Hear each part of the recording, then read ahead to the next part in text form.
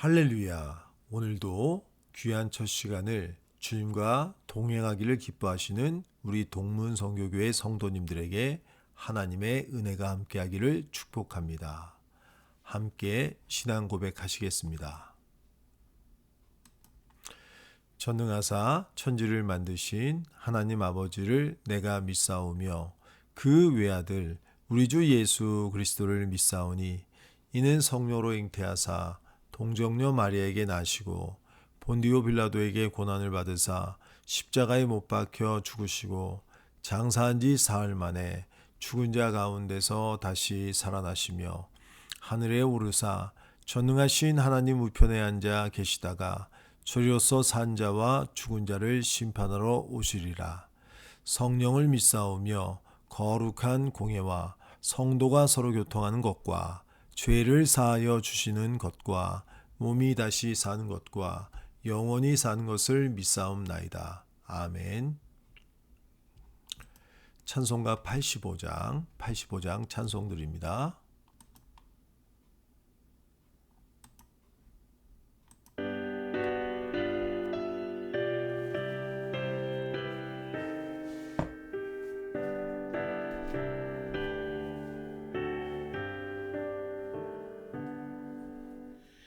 구주를 생각만 해도 이렇게 족하듯 주 얼굴 배울 때야 얼마나 좋으랴.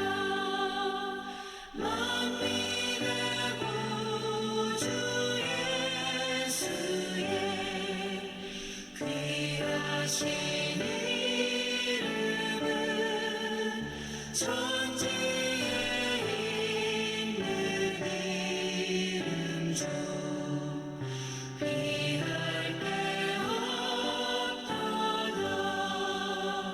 상하게 하는 자에게 소망이 되시고 구하고 찾는 자에게 기쁨이 되신다.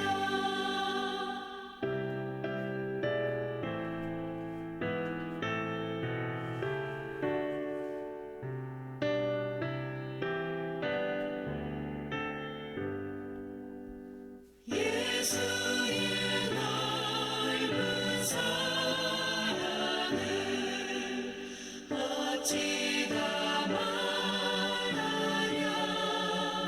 주 사랑받은 사람만 그 사랑 알도다. 사랑의 구주 예수여 왜 기쁨 되시고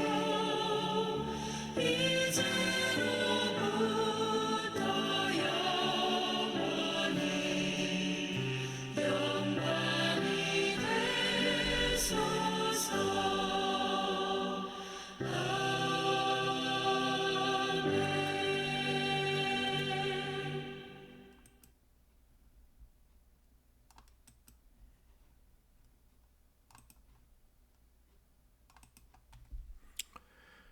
오늘 본문 말씀은 아가서 6장 13절 가운데 후반절입니다. 후반절부터 8장 4절까지 말씀입니다. 아가서 6장 13절 후반절에서 8장 4절까지 말씀입니다. 아가서 4장에서 사랑했던 두 남녀는 드디어 결혼에 꼴이 냈습니다. 하지만 결혼한다. 또 결혼 생활을 한다는 것은 현실이죠. 두 남녀는 곧 위기에 빠지게 됩니다. 그 위기 가운데서 아마 5장, 6장을 보게 되면 두 남녀가 잠깐 헤어지게 된 것 같아요. 별거 생활에 들어간 것 같아요. 그래서 술람미 여인이 고향 땅에 돌아가 있지 않았나. 그런데 이 두 명의 위기, 이 관계의 위기는 결국 솔로몬의 결단을 통해서 회복의 길에 들어서게 됩니다. 6장에 보게 되면 솔로몬이 노래를 부르는데 왕궁 안에 왕비와 수많은 비빈들이 있겠지만 그 가운데 내 사랑은 당신밖에 없습니다. 이런 사랑의 고백이 결국 술람 여인의 마음을 움직입니다.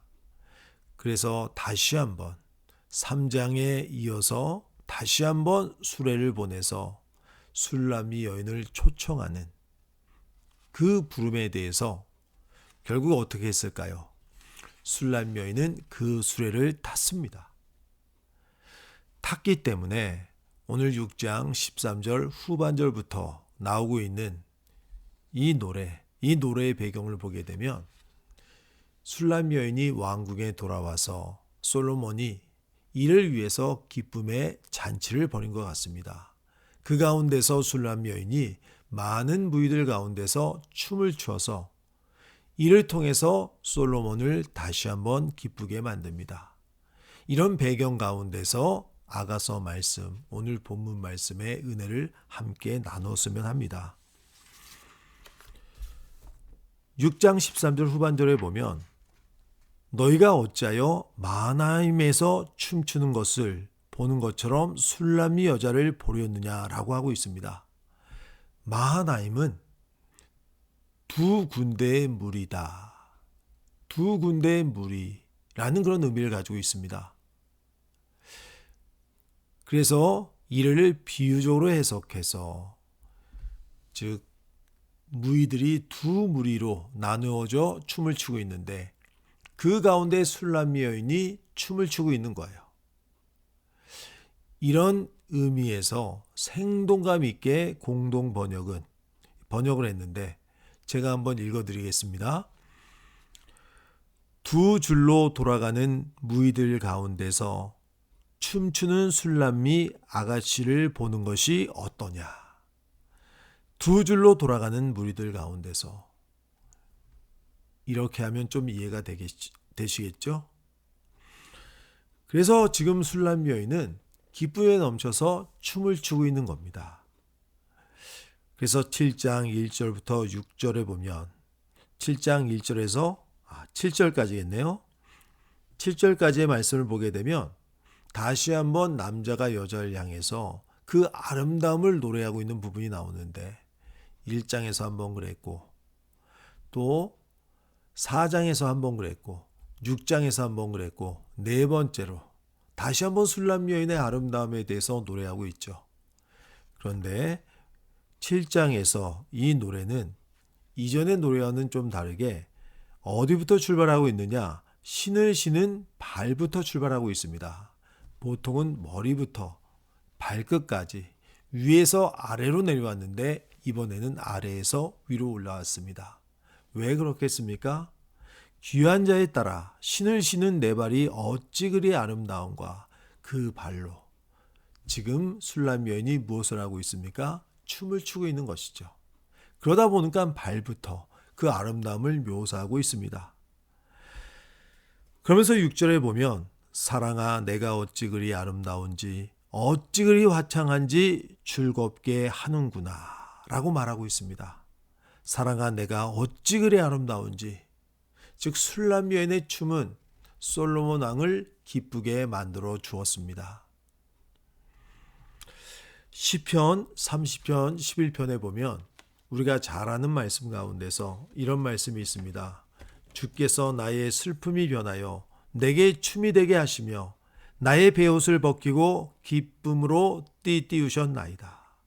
나의 슬픔이 변하여 내게 춤이 되게 하시고, 춤을 춘다는 것은 기쁜 그 마음을 표현하고 있는 것이죠. 그렇습니다. 하나님께서 우리의 마음 슬픔을 변해서 기쁨으로 만들어 주실 줄로 믿습니다. 우리 주 예수 그리스도로 말미암아 우리는 영죽을 죄에서 구원받게 되었습니다. 주님이 사망 권세를 깨뜨리고 부활하심으로 말미암아 부활의 첫 열매가 되셨습니다. 우리는 주님과 함께 사나 죽으나 영원히 함께 할 것이고 또 주님 나라에서 영생 복락을 누리게 될 것입니다. 때로 주님의 몸된 교회를 섬기는 것이, 죄악된 세상에서 살아가는 것이 무거운 짐처럼 느껴질 때가 있지만, 그러나 결코 무겁지 않습니다. 우리 가운데 있는 성령께서 능히 이겨낼 힘을 주십니다. 우리가 이 세상 가운데 주의 몸된 교회를 섬기면서 조금의 고난을 받을지라도 그것은 장차 우리가 받을 영광과 비교할 수가 없습니다. 그러기에 우리의 마음은 당연히 기쁠 수밖에 없습니다. 우리가 잘 아는 데살로니가 전서 5장 16절 이하에 보면 항상 기뻐하라, 쉬지 말고 기도하라, 범사에 감사하라. 이는 그리스도 예수 안에 있는 누구의 뜻입니까? 하나님의 뜻입니다. 하나님의 뜻이에요. 하나님은 물론 우리가 주의 몸된 교회를 위해서 십자가를 지고 가는 그 담대한 모습을 보고도 기뻐하시겠지만, 그와 함께 우리가 주님께 받은 사랑, 그 사랑에 감격해하며 때로 고난 가운데서도 기뻐하고 즐거워하고 항상 기뻐하고 감사하는 모습, 그 모습이 하나님을 기쁘게 하는 줄로 믿습니다. 그래서 이제 남자가 이렇게 그 기쁨의 마음을 표현하니 이제 여자도 마음이 너무 행복합니다. 10절 이하의 말씀은 여자가 부르는 노래입니다. 나는 내 사랑하는 자에게 속하였도다. 그가 나를 사모하는구나. 그가 나를 사모하는구나. 왜 결혼의 위기가 왔습니까? 사랑을 확인하지 못했기 때문에 그래요. 많은 왕비들과 후궁에 둘러싸이는 솔로몬이 또 왕궁이라는 또 답답한 또 규례와 절차가 있는 그런 분위기 가운데서 솔로몬 남편의 사랑을 확인할 수 없었기 때문에 이 여인의 마음이 우울했던 것이죠. 낙심했던 것이죠. 하지만 이제 분명히 남편의 사랑을 확인하게 되었습니다. 그가 나를 사모하는구나. 그래서 이제 여자가 남자에게 제안을 하는데 11절에 보면 내 사랑하는 자야, 우리가 함께 들러가서 동네에서 유숙하자. 즉 지금 많은 사람이 모여서 축하 잔치를 벌이고 있지만 술람미 여인의 마음은 솔로몬과 개인적인 단둘이의 아름다운 교제, 만남, 그것이 더 소중했던 것입니다. 그래서 술람미 여인은 바로 그것을 남자에게 요청하고 있는 것입니다. 우리의 신앙생활도 역시 마찬가지입니다. 우리가 회중으로 교회에 모여서 함께 예배드리고 찬양드리고 공예배를 통해서 주님을 만나는 시간, 소중한 시간입니다. 하지만 이를 통해서 결국 우리 가운데 이루어져야 될 일은 우리가 집에 돌아가서 또 주일뿐만이 아니라 또 세상에서 보내는 6일 동안에도 하나님과 교제하며 또 주님의 은혜 가운데 살아가는 것, 이것이 진정한 목표인 줄로 믿습니다. 결국 교회도 예배를 통해서 또 목회자도 권면의 말씀을 통해서 이루어야 되는 것이 바로 이것입니다. 주님께서 보게 되면 하신 말씀 가운데 이런 말씀이 있습니다. 너는 기도를 하기 위해 내 골방에 들어가 문을 닫고 은밀한 중에 계시는 내 아버지께 기도하라. 골방에 들어가라. 물론 그렇다고 공예비가 필요 없고 무조건 골방에서 주님과 단둘이만 기도하며 말씀 묵상하며 그렇게 지내라는 말씀이 아니겠죠. 이렇게 주님이 말씀하실 때는 당시의 바리새인들이 회중 앞에서 여러 시장 저작거리에서 기도하면서 자신의 신앙의 우월함을 드러내는 외식적인 행위를 염두에 두고 이 말씀을 주신 것입니다. 많은 회중이 모여서 공예배를 드리고 함께 합심해서 기도하고 함께 찬양하는 시간, 귀중한 시간입니다. 하지만 이를 통해서 각 개인이 집에 돌아가 골방에서 주님을 만날 수가 없다면 주님과 교제하는 방법을 모른다.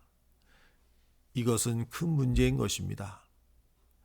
교회도 목회자도 결국 추구하고 목표로 삼아야 될 것은 공예배를 통해서 교회 생활을 통해서 주님을 만난 성도들이 골방에 들어가서 또 주님과 교제할 수 있도록 권면해주고 인도해주는 것이 가장 중요한 목표인 줄로 믿습니다.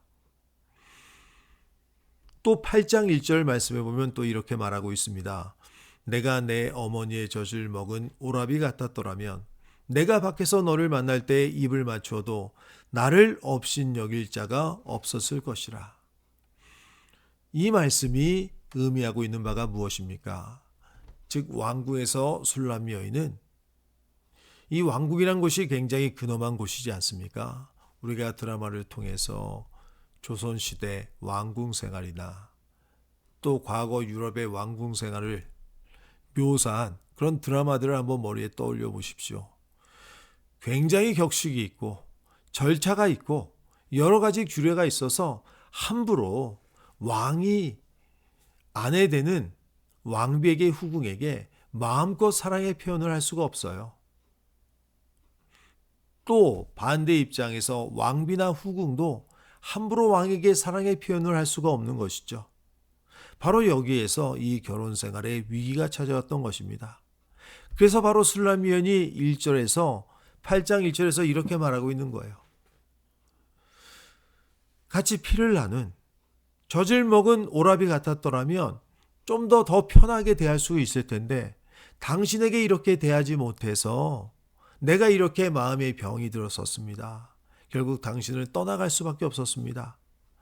즉 지금 술람 여인이 함께 들러가서 동네에 유숙하자. 또 2절 말씀해 보면 내가 너를 이끌어 내 어머니의 집에 들이고 고향집에 들어가서 당신과 처음 만났던 그 사랑, 그때의 즐거움 추억을 다시 한번 되새겨 봅시다.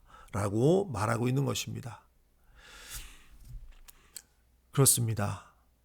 주님과의 개인적인 만남과 교제, 이것보다 더 중요한 것이 없습니다. 이것이 깨어지게 되면 결국 교회 생활, 공적 예배도 함께 무너질 수밖에 없습니다. 말씀을 마치겠습니다. 오늘도 말씀을 묵상하시면서 우리에게 많은 사랑과 인자를 베푸심으로 말미암아 슬픔을 변해서 기쁨으로 만들어 주신 주님을 찬양하시기 바랍니다. 그 주님과 동행하는 기쁨 가운데 또 살아가는 하루가 되기를 주의 이름으로 축복합니다. 감사합니다. 주기도문으로 마치도록 하겠습니다.